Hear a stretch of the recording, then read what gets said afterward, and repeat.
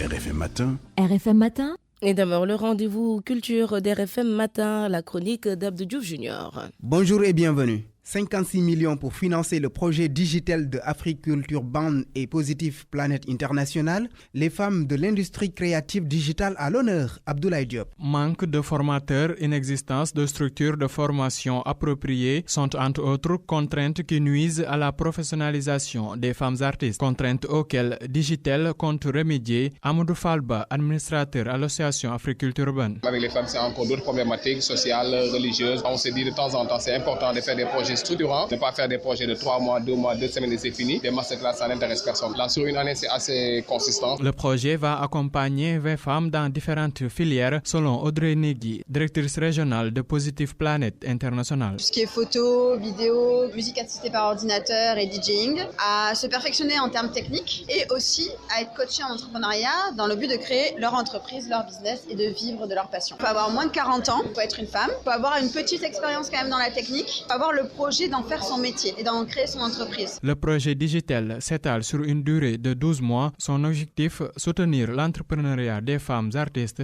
afin qu'elles puissent vivre de leur art. Abdoulaye Diop, l'événement a eu lieu à la Maison des cultures urbaines de Ouakam.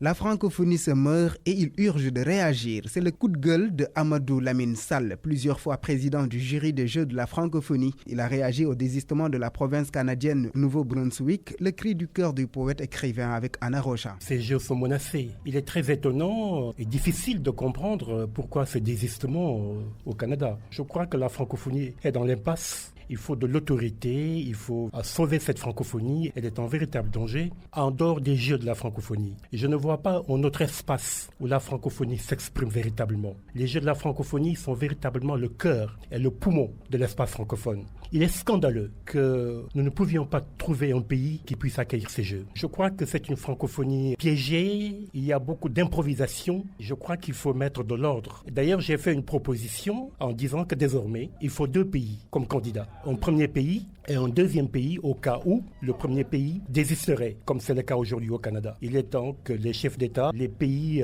et gouvernements membres de la francophonie se réunissent et mettent de l'ordre dans cette francophonie qui va dans tous les sens. Amadou Lamine Sall, plus en détail demain samedi dans votre magazine culturel Khalam. Il sera l'invité de Anna Rocha à partir de 12h30.